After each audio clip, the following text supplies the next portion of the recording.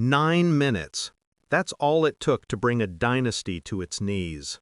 When his car crushed into my daughter and he left her bleeding on the asphalt, time split in two, before and after. I held her hand in that ambulance, listening to the machine struggle for rhythm, and I knew this wouldn't end in mercy. Not for him. Not for the empire that raised him reckless. The phone rang before I even had time to breathe. His father, the CEO. His voice was smooth, casual, rehearsed, like he'd done this before. "My son has immunity," he said. "I own the judge. Drop it." I remember the silence after his words, how it stretched like a wire pulled tight. I whispered, "You have no idea who you're talking to. You have 10 minutes to turn him in." He laughed, and I began the countdown. I met him 15 years ago. Different circumstances, different battlefield. Back then, I was just another consultant, a strategist cleaning up corporate messes. He was already wealthy, already feared, already rotting from the inside. But I saw the cracks. Men like him believed fear could buy permanence. They were wrong. Fear only buys silence, until someone decides to speak. Our paths tangled. Contracts, boards, quiet favors. I helped him bury a scandal once. He shook my hand, never realizing I was memorizing every weakness in his system. He thought I was loyal. I wasn't. I was observant. And observation is patience disguised as servitude. The betrayal wasn't sudden. It grew in layers. His son, drunk on privilege, left trails.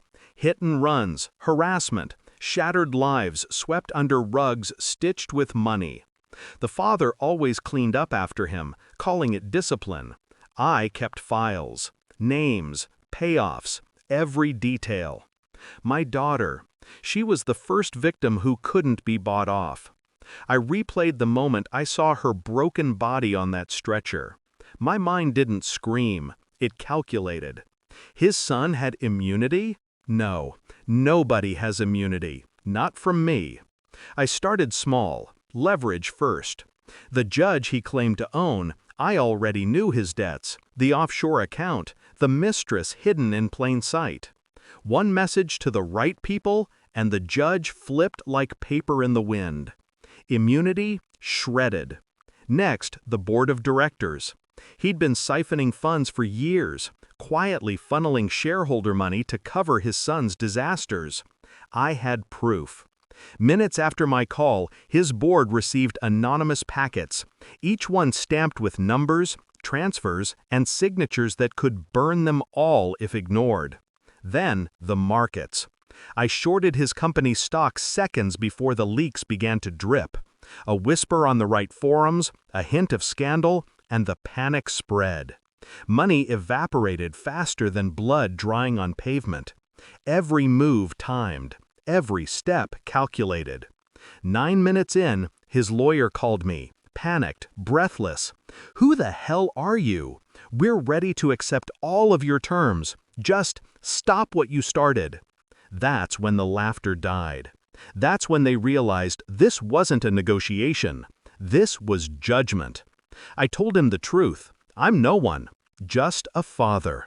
When the CEO finally called back, his voice was no longer smooth. It trembled. "You'll destroy everything," he said. I let the silence sit, heavy and merciless.